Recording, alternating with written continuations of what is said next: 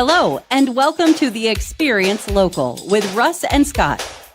Each week, they bring you conversations with local Christian businesses and business owners. Join in every Monday live at 9 a.m. Pacific on LinkedIn, YouTube, and Facebook. Listen to the program on Spotify or wherever you listen to fine podcasts. The Experience Local is brought to you each week by wonderful sponsors. Copper Rock Real Estate. Commercial and residential real estate in the Mid-Willamette Valley. CopperRockRealty.com.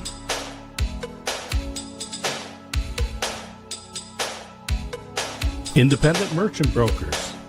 Low cost and no cost debit and credit card processing. 877-460-4747. IndependentMerchantBrokers.com. Join Boson Hub Digital Development in supporting Kicking Cancer. Kicking Cancer provides support, education, and resources for cancer patients, survivors, and families. Kicking-cancer.org. More than just a home, the Arbor at Avamere Court in Kaiser. Arbor at AvamereCourt.com. Assisted living at Avamere at Albany. AvamereAtAlbany.com. Discover Oregon Real Estate. Experts in luxury home sales, farm and ranch, commercial, business sales, and land developments. On the web at dore.llc.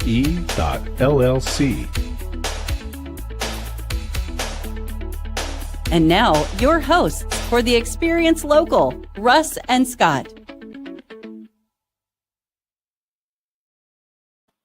Ta-da! Here we are, everybody, live with Russ and Scott on the Experience Local. We are so blessed to be with you today. And you know what?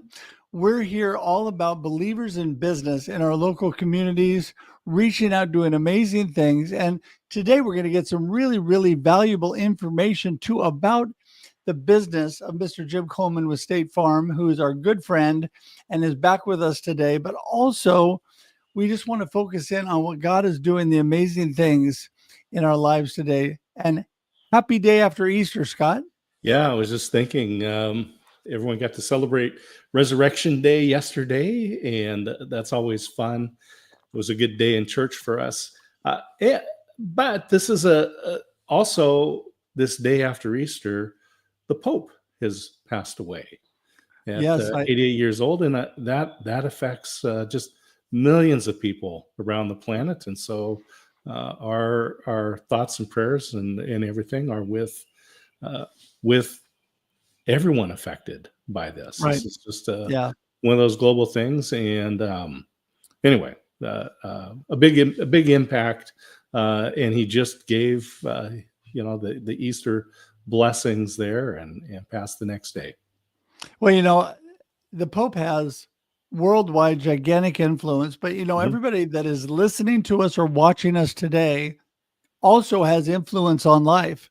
And that is why it is so important as we stay close to God with our businesses and our lives and how we reach out, what Believers in Business is all about on the Experience Local, that it makes such a difference. Maybe to not as many people as the Pope, but you know what? It makes a big difference in our local community. And today I want to remind everybody that we are here to talk about Believers in Business and amazing local communities every Monday, 9 a.m. Pacific Daylight Time for your listening, viewing pleasure. And that is 11 a.m. Texas Standard Time, if you happen to be a Texan like Scott. And so also you can go to local.theexperience.video for more information. That's local.theexperience.video for more information all about Scott and I, about this show, about our other shows, how to subscribe to our YouTube. But if you want to just jump straight there to our YouTube page to subscribe today, because I know you want to, www.theexperience.video will get you there. Theexperience.video will get you straight to the YouTube page today, and we would love for you to do that. And Scott? Yeah, we have been doing the Experience Live, which is on Wednesdays, and all of those episodes are there. We just passed the 200th episode recently, we've been now doing this show for a year. So just in the shows, the episodes that we have, that's over 250 different episodes to choose from with remarkable guests like Jim Kuhlman. And as you mentioned, he's been a guest. He's a great friend, longtime friend, and a great guest here on the show. We've had him a few times. And I just like his perspective on life, on family, on integrating your faith. And today we're going to talk about some of the things looking out into the future. And so I just value his deep insights. Well, big ditto for me, Scott. So let's bring him in and let's have you get this party started. Here we go. Welcome, Jim. Hello there. Good. How we doing? We're good. So Jim, where are you dialing in from today? Today my wife and I are celebrating our 29th anniversary. Wow, happy anniversary. Yeah, thank you. So we came back to Maui as a way just to remind ourselves of where it all started. And so I'm here, dialing from here. All right. Well, it's an early morning there for you. Quite a view to enjoy your show from. Oh, look at that. Wow. Beautiful. Oh, nice. Yeah. Well, that's exciting. 29 years. Congratulations. Thank you. As we say, that's a good start. So keep it going. Mm-hmm. That's the idea. So Jim, let's have you give an overview of Jim Kuhlman, the Jim Kuhlman Insurance Agency, and what's going on in the world there. Yeah. Well, I got into this having been in full-time ministry, vocational ministry before I got into, insurance. And I had this aha moment, as I was deciding my future. And I realized, really this can be a very pastoral role. And so that's the angle, certainly the perspective I feel like God's asked me to take it on as, and a lot of similarities to the work I was doing before. I am developing people. I'm looking out for people. We are, trying to build team and look for practical ways to serve. And so I happen to be, a lot of what we do is the risk management business. But of course, that's the foundation for building anybody's, long-term financial life on. And you were talking about the future. And so, I feel like we're integrally a part of just people's planning, if we do our part well, helping them, manage the risks of everyday life, recover from the unexpected, and hopefully realize their dreams. Yeah. Jim, you and I have been friends for a long time, and you are full of great wisdom about what's going on in the insurance community. And there's a lot of things going on nowadays, from natural disasters and people fears about what insurance is going to cover, what they're not going to cover, and just a lot of things happening. Give us a little bit of your wisdom as to what's happening these days and how the landscape of the insurance industry is changing. Sure. Yeah. There are a lot of smart people working on these issues, and there is changes. We have a warming planet that is causing, increased and more intense losses at a degree and pace that's unprecedented. And that's forcing change, in the industry to address and deal with that. And I'm, I guess I choose to remain hopeful and confident that the answers are there, but it's not an easy, it's not without, some anxiety, because it's not been done before, what we're trying to pull off together. But, I think there's going to be more challenges. It's going to have to be kind of beyond insurance. There's going to have to be some governmental, cooperative efforts. If there's, what do you do when there's areas that are high risk, say of wildfire, and no insurance companies want to participate, and so then how do we work that out, and governmentally, how do we find a solution to that? there are some different, I love our model of government with different states, so that different states can try different things, and then the best ideas tend to percolate out and percolate up, So, there's ways that the government has chosen to step in, and, some of those seem to be good. Some of those are still to be figured out. There's ways that we're all working together, where all the insurance companies sort of own some element of these risks. That's pretty common, in a long time practice, where they say, hey, here's a risk the insurance companies aren't so interested in, but let's spread that risk out, somewhat evenly and fairly among all the carriers. So I think I think we're actually in a good position. The insurance industry as a whole is and particularly the company I work with, is in really good financial position. And some of that was, the way it was set up so long ago in terms of what kind of ratios they have to hold. And they're not all the same in terms of, not all carriers have, chosen to go beyond, but there are some minimum ratios that insurance companies have to maintain to be prepared to pay out big losses. And we are prepared. The California fires, State Farm's going to be, we're the largest provider of insurance down there. We're going to pay out our claims. We're going to be able to handle that just fine. It's not jeopardizing the company or anybody. This is one of those things that has impressed me with the insurance industry over the years, going back to the days when I was in college, and my degree, my undergraduate was had a concentration of finance. So taking the insurance classes and talking about the insurance theory, right? And things that you can insure are sudden and unwanted, right? Like a wildfire or a car accident, right? I'm not going to call you up, Jim, and say, hey, what's the deductible on my oil change, right? That's not sudden and unwanted. Maybe unwanted, but certainly not sudden. And I like what you talked about, how the insurance company is coming together, because, again, one of the things I learned in class was about life insurance. And you don't find federal insurance on life insurance because the industry is kind of self-regulating or self-protecting in that, so that a company will never go out and not pay a life insurance claim because the other companies will come in, because it would shake the confidence in this. And you're there in Hawaii, so I'm going to swing over to life insurance for a moment. One of the things that I found about, because we have family in Hawaii, is that a lot of people over there are believers in life insurance when it comes to growing and protecting generational wealth. So, Sure. So can you talk to that a little bit, and why people would consider life insurance? Yeah, I heard a phrase a long time ago, no one drinks from a well they dug, or like somebody else dug the well for you.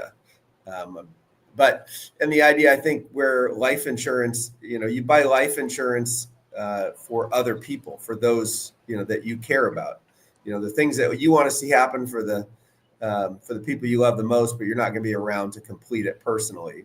And, it has some unique advantages. It shows up at the right time, and it shows up income tax free.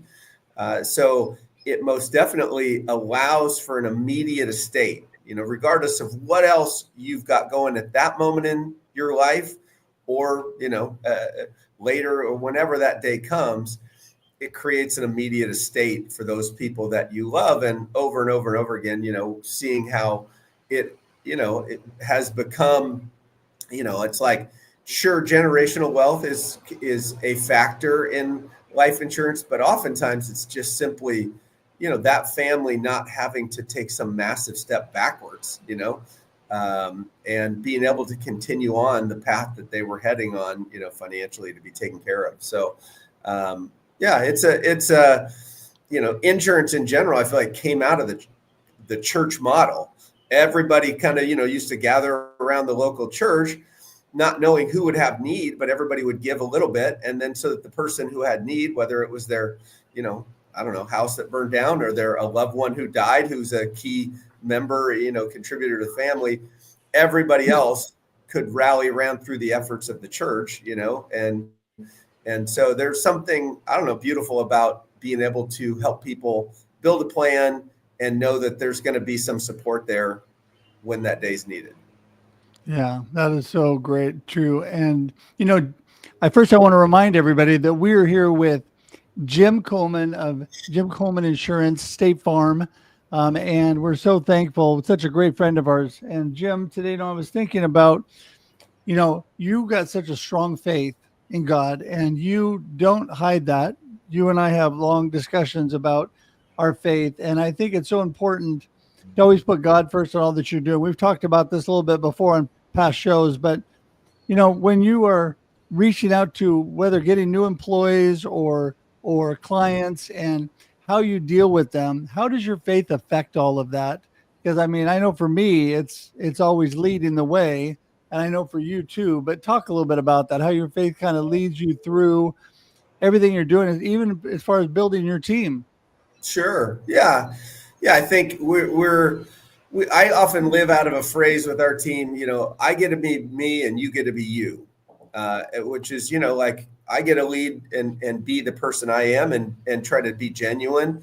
And, but you get to be you, and not everybody, obviously people don't all share my faith and that's not, a critical component to work on our team, but we do want to have great respect for each other and freedom. And in my freedom, I feel like it gives me the opportunity to, quickly establish, hey, I'm coming from a perspective of faith. This is a huge, and part of my paradigm and understanding. So, this is where I'm going to be speaking from. And I just find, even whether it's team or clients, I just try to be genuine. And oftentimes it's hard to not share from my perspective, like that. I believe God made each of us unique and special. And so trying to figure out, what is each person's unique gifting. Hire a lot of younger team members, and they have yet to really be able to articulate what's their unique gifts that they haven't fully discovered or maybe even fully developed. But, what is it that makes them special? And in a world of social media and, comparatives, I feel like it's an important reminder to my team and, the people who work with this, like, what's your, let's find what's special about you that nobody else can compete with. There's never going to be another Russ Hedges, in the billions of people that ever been and the billions of people that ever will be. There never be another one. There's only one. And so find things that best align with how you're uniquely wired. And it's a lot easier to push through the hard times.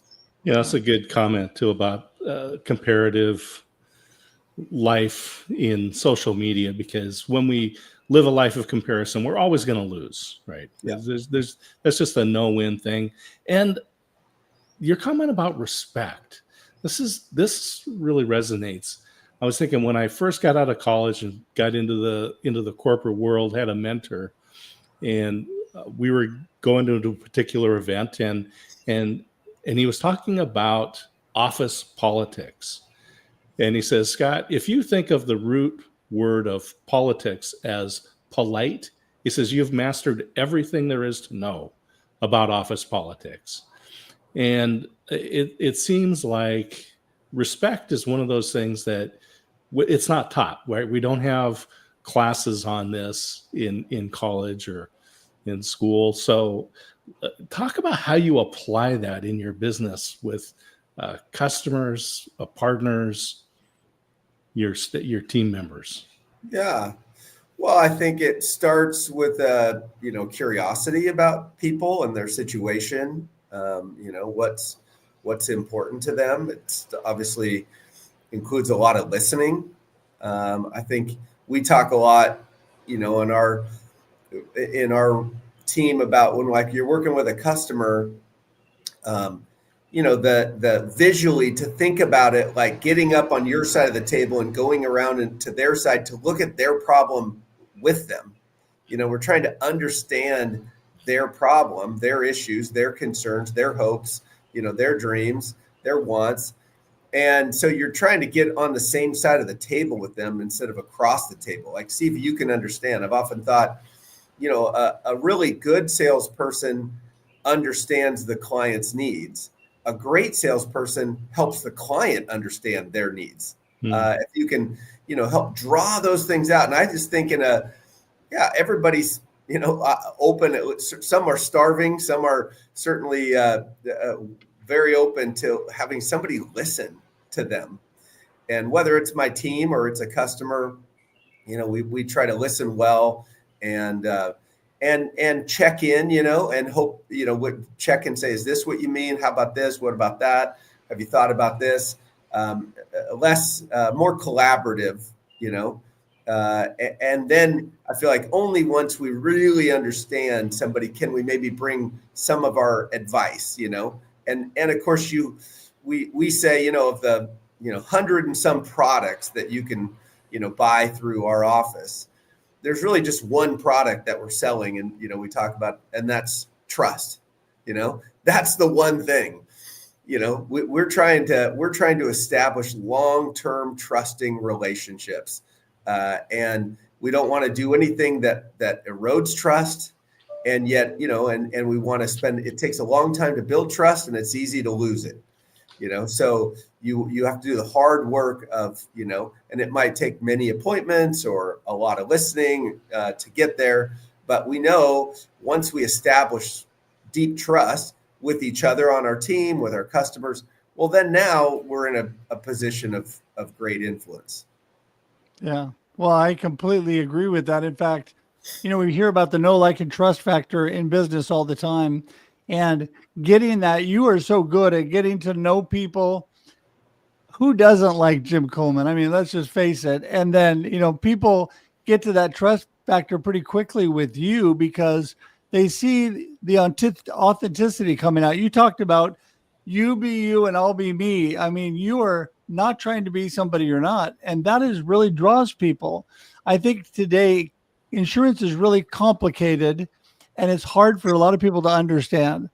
That's why we all have good insurance people like you, because we just want somebody who really knows what they're talking about, but also that authenticity and being somebody that we feel like we can really trust pretty quickly.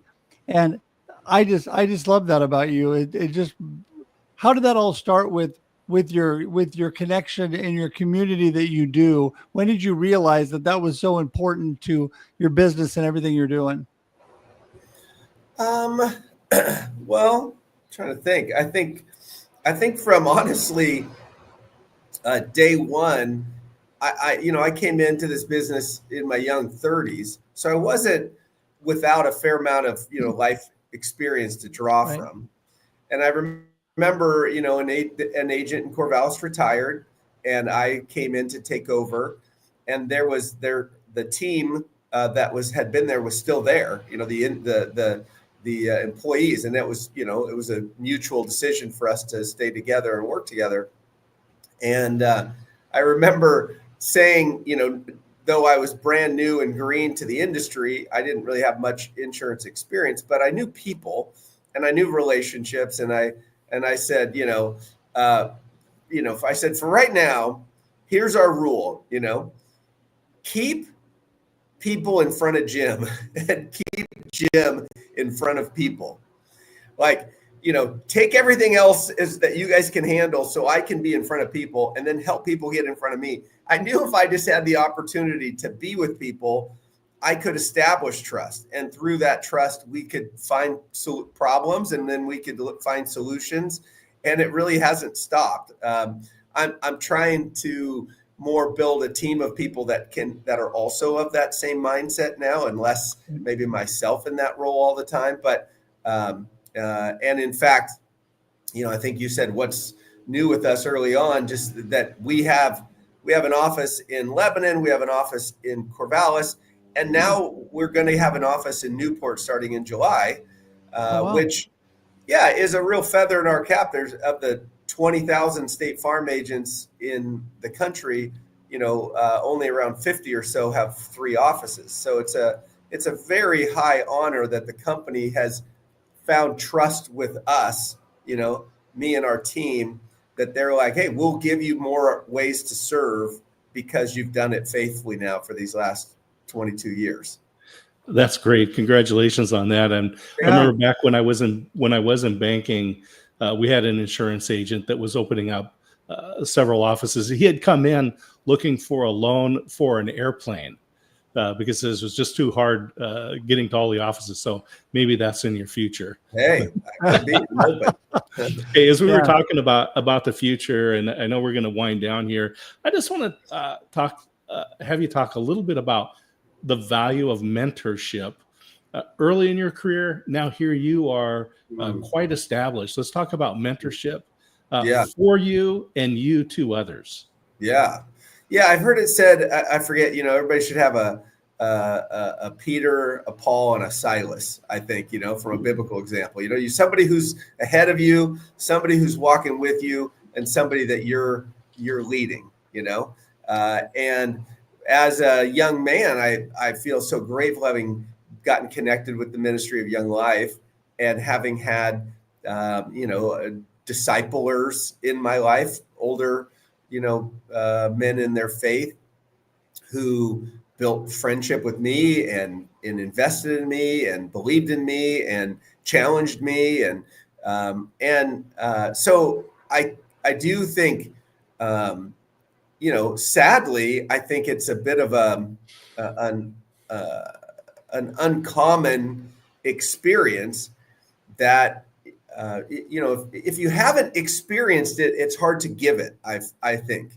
And so this is why I believe there's a lot of those of us we have so much to give, but we don't necessarily have an audience to do it with. And we're not really sure how to do it. There's a lot of opportunities, I'm sure, within our local churches that we could probably find an outlet, but important. And I think because of my experience and having always maybe been both, discipled to this day, I still have older men in my life that I am regularly in contact with, who invest in me. And likewise, I find that much of my role on my team, in our office, is a mentor type role where I am, trying to care for them, speak the truth in love to them, like, hey, here's, we do a lot of hero sandwiches in my office where it's like, hey, you're doing great. Here's one area that you really could grow in, but hey, keep it up. I believe in you. It's kind of, you're delivering the hero sandwich because, we all need probably 2 parts positive to every part negative, at least, and so we try to be, I think we have a unique culture where our culture is very positive, very cooperative.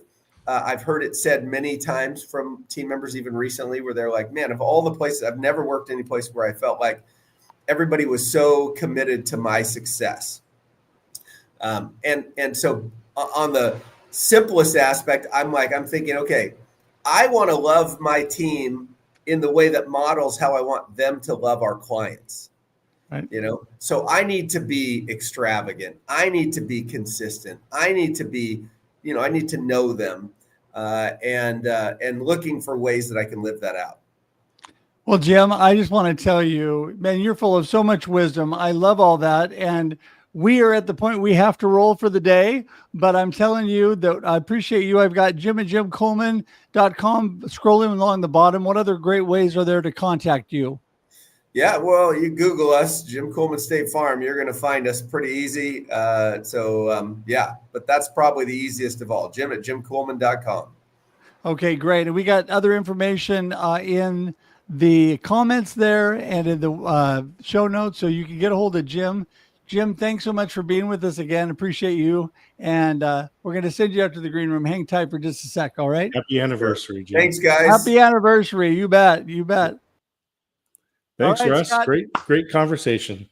It was. And we just appreciate everybody. We'll be here again at 9 a.m. Pacific next Monday. Thanks for joining us. See you next week. Bye, everybody.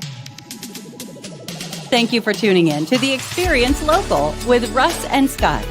Listen to the program on Spotify or wherever you listen to fine podcasts. Join in every Monday live at 9 a.m. Pacific on LinkedIn, YouTube, and Facebook. We look forward to seeing you next time on The Experience Local with Russ and Scott.